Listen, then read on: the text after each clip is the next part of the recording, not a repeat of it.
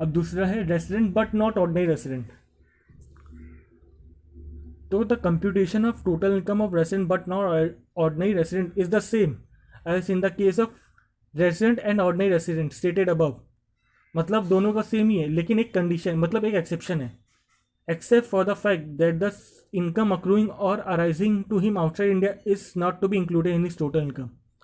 मतलब जो इनकम बाहर से आ रहा है resident but not ordinary resident को, जो बाहर से इनकम आ रहा है, अगर वो इंडिया में नहीं आता है, मतलब बाहर से इनकम उसने कमाया और बाहर ही रख रहा है, तो उसको टैक्सेबल नहीं होगा, वो इनकम टैक्सेबल नहीं होगा।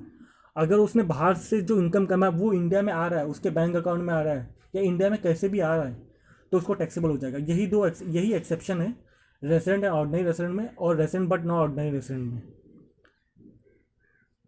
However, where such income is derived from business control from or profession set up in India, then it must be included in his total income, even though if it is accrues or arises outside India। इसमें यह बताया गया है कि उसको income मिल रहा है business से, जिसका की मैनेजमेंट डिसीजन, कंट्रोल और मैनेजमेंट टोटली इंडिया में है, तो उससे पैसा मिल रहा है उसको बिजनेस से, तो फिर वो इंक्लूड होगा, उसको टैक्सेबल होगा, भले ही वो बाहर से हुआ हो, इनकम उसको बाहर आया हो। मतलब बिजनेस सेटअप बाहर है लेकिन उसका की मैनेजमेंट डिसीजन इंडिया में लिया जा रहा है और उसको बाहर से इनकम आया, भले ही वो इंडिया में ना दिया हो, फिर भी उसको टैक्सेबल होगा। ठीक है। अब रेसिडेंट एंड ऑर्डिनरी रेसिडेंट में आपने समझ लिया कि ग्लोबल इनकम टैक्सेबल है। अब resident but not ordinary resident में एक एक्सेप्शन है कि अगर वो बाहर से पैसा कमा रहा है और बाहर ही रख रहा है पैसा, तो उसको टैक्सेबल नहीं होगा।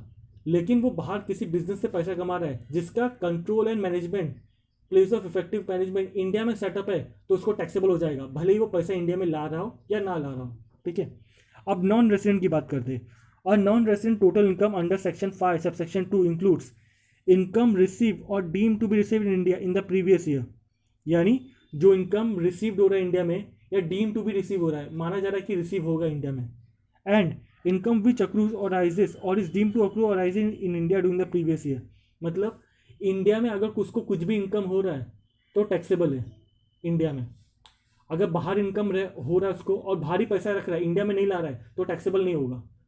बाहर पैसा है, उसको बाहर पैसा अर्न हो रहा है और इंडिया में ला रहा है, तो टैक्सेबल हो जाएगा। नॉन रेसिडेंट का यही है, अगर इंडिया में कैसे भी करके मतलब इनकम हो रहा है उसको, तो टैक्सेबल होगा। और इंडिया के बाहर जितना भी इनकम हुआ इंडिया में नहीं ला रहा हो, तो उसको टैक्सेबल नहीं होगा। Note, all SSC, whether resident or not, are chargeable to tax in respect of the income accrued, arisen, received, or deemed to accrue, arise, or to be received in India, whereas resident alone are chargeable to tax in respect of income which accrues or arises outside India।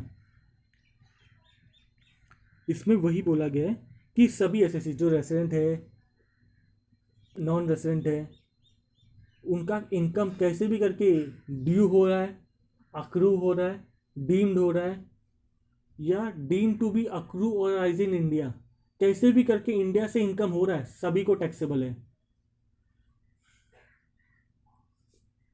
अभी मैंने इधर summary में बताया ताकि आपको easy हो जाए, क्योंकि थ्योरी थोड़ा बाउंसर जाता है। तो स्कोप ऑफ टोटल इनकम, एक एक कॉलम बनाओ, रेसिडेंट एंड ऑर्डिनरी रेसिडेंट का, resident but not ordinary resident का, नॉन रेसिडेंट का। तो स्कोप ऑफ टोटल इनकम में क्या है?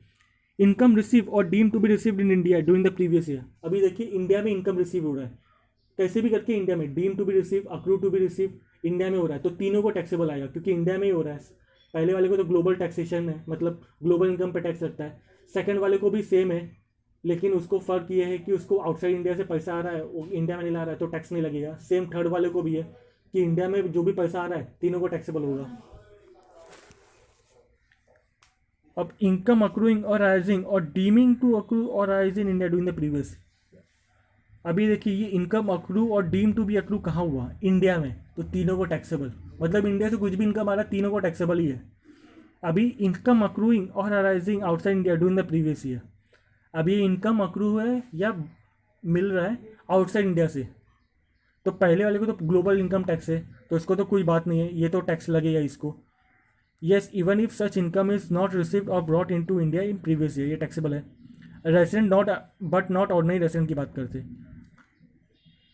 Yes, but only if such income is derive from a business control in और प्रोफेशन सेटअप इन इंडिया। अगर उसको बाहर से इनकम मिल रहा है, वो इंडिया में नहीं ला रहा है, लेकिन उसका बिजनेस, जिस बिजनेस से उसको पैसा मिल रहा है वो इंडिया में उसका की ऑफ प्लेस मैनेजमेंट है, यानी ओनर उसका कंट्रोल और मैनेजमेंट इंडिया से लिया जा रहा है, स्ट्रैटेजिक डिसीजन इंडिया से लिया जा रहा है, तो उसको टैक्सेबल होगा, अदरवाइज नॉट टैक्सेबल। और नॉन रेसिडेंट के लिए तो टैक्सेबल ये उसकी बात ही नहीं है। बाहर से पैसा मिला, भले ही वो इंडिया में सेटअप हुआ हो ना हुआ हो, उसको टैक्सेबल नहीं होगा क्योंकि उसको बाहर से हुआ है।